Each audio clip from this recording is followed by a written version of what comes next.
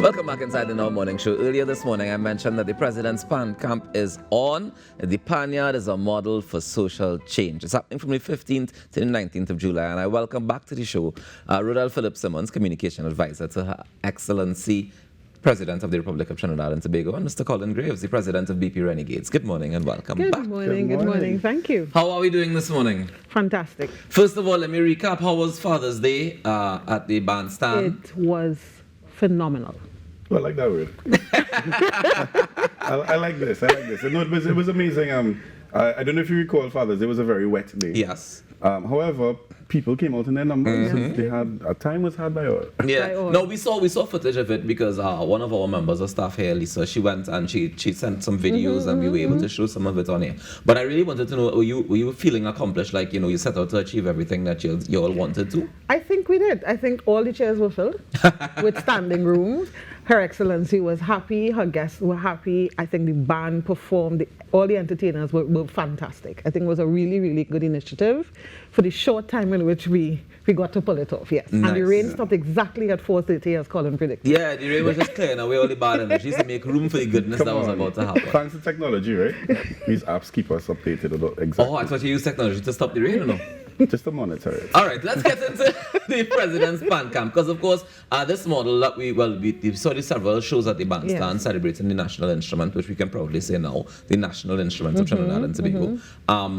But we're now going to evolve it into training young pans. Yes. Tell us a little bit about the Pan Camp. I want to start by quoting part of Her Excellency's inauguration speech. And her inauguration speech is literally our roadmap. This is the part that may Colin Yes, this is the part. Discipline and the structure that the Panyard brings into the lives of young people each year in the lead up to Carnival, and Colin made the point yesterday, throughout the year, combine to create one of the more effective youth delinquency programs available in the country. I think that is a good part to start, because the whole concept of the Panyard is what happens in the Panyard with these young people every year. And that is what we are recreating for 1 week with 22 students, 22 campers from 4 organizations: Cotton Tree Foundation, Scouts, Police Youth Club in Trinidad and Tobago, and Girl Guides. 22 of them will be at President's House from the 15th to the 19th. All day from 8:30 in the morning. They come, they get breakfast. They go into a structured session, which Colin will speak more to. They go to lunch, and in the afternoon session, they do have mentorship sessions with persons who have given their time and talent. Their life. And they're sharing their life with these young people. So it's a fantastic opportunity for these 22 campers who have never interacted with the steel pan. And I think that's the exciting part for me, is because oftentimes, you hear about the Panyard, but it doesn't always feel accessible. Like, I don't feel like I could just walk in a Panyard and say, I want to learn pan. Come on. And somebody go take me on. I feel like people say, what you come here for? Boy, go in the box or something now, boy. But Colin, tell me about the format that this is going to take. So the format is each day, because of course we understand the concept behind the President's Pan Camp is a model for social change. So just how in a Panyard you would have mentoring sessions by not just professionals, but you'll have the elders, you'll have seasoned professionals, you'll have your peers and stuff. We're incorporating that same type of approach into how the children will be learning music. So each morning they will start with a formal sort of one-on-one chat with mentors that we have as well from within the Pan community. So on the first day we have Junior Regrello. On the second day we have Dr. Mia Gomandi, and we also have Vanessa Headley. So if anybody in the panel should be very familiar with these names. Also because they too have lived the concept of the steel pan model. They all have spent most of their lives within the steel pan fraternity and in that. So they would start off with these morning sessions where they would learn life skills. They would have a chat about career options. They would have a chat about how do you turn your musical passion into an actual career and things like that. How do you break through stereotypes? How do you do things like conflict resolution and teamwork? Because that's a big part of the Panyard model. And then after that, they go into the sessions where they're going to actually be learning some music. So the aim is that within 1 week to prepare these children for a concert on Friday. In 1 week? In 1 week. And they never play a pan before? Never played a pan. So they will be playing hopefully 1 to 2 songs within at the end of the week, where they would learn different instruments. So each morning for about 3 hours there would be sessions that would be done by members of the NSSO as well as some of the volunteers from the participating bands. So everyone who's a part of the project have volunteered their time, so we thank them all for that.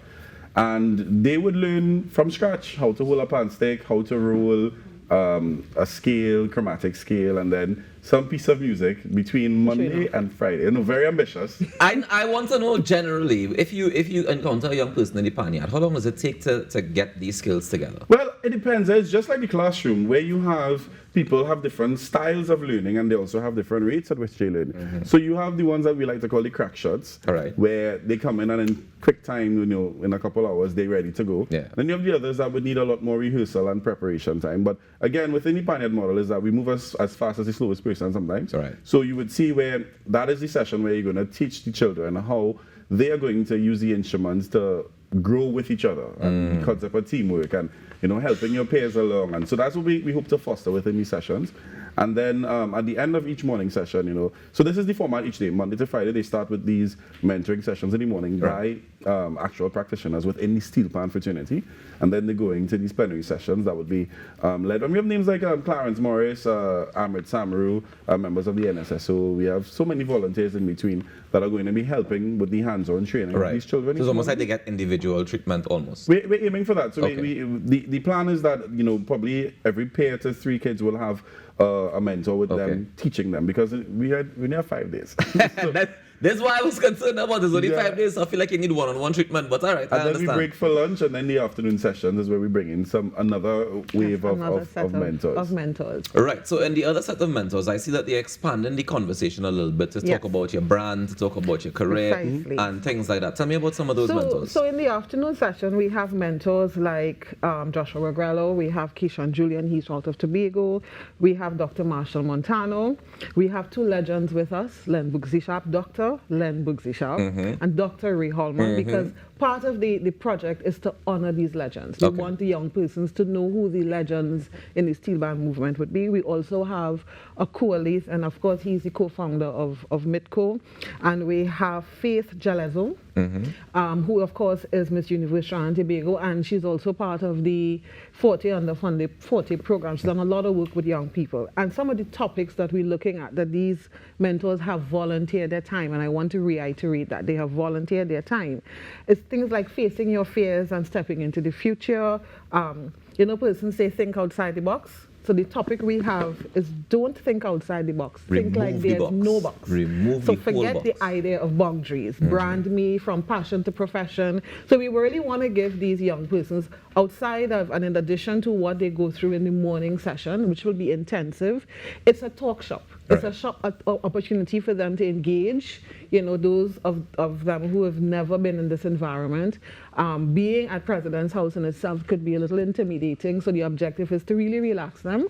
And we have 2, we have Blaze and Hans Devines who are serving as moderators in the afternoon session to really get the young people talking and engaging, because it can be intimidating. We also have Justice Lucky, I forgot. Justice Gillian Lucky. She is coming to give of her time. She's very, very passionate about culture. So we can only imagine how exciting this is going to be for these young people, for that 4.5 days? 4.5 days. About that. If I could just add to one thing about the afternoon sessions that are unique, is that also on each afternoon session, we also invite other youth participants from other bands. So joining the 22 children each day would be another 50 children every afternoon to participate in those afternoon sessions. Fantastic. Well, I look forward to it. Unfortunately, we're out of time this morning, but I do appreciate what you guys are trying to set out to achieve here, and I hope that we can see more of it happening, because I think this is the first one, and I think once we get it right, it can definitely change and impact so many young people if we just continuously do it, because the Panyard model has been doing that.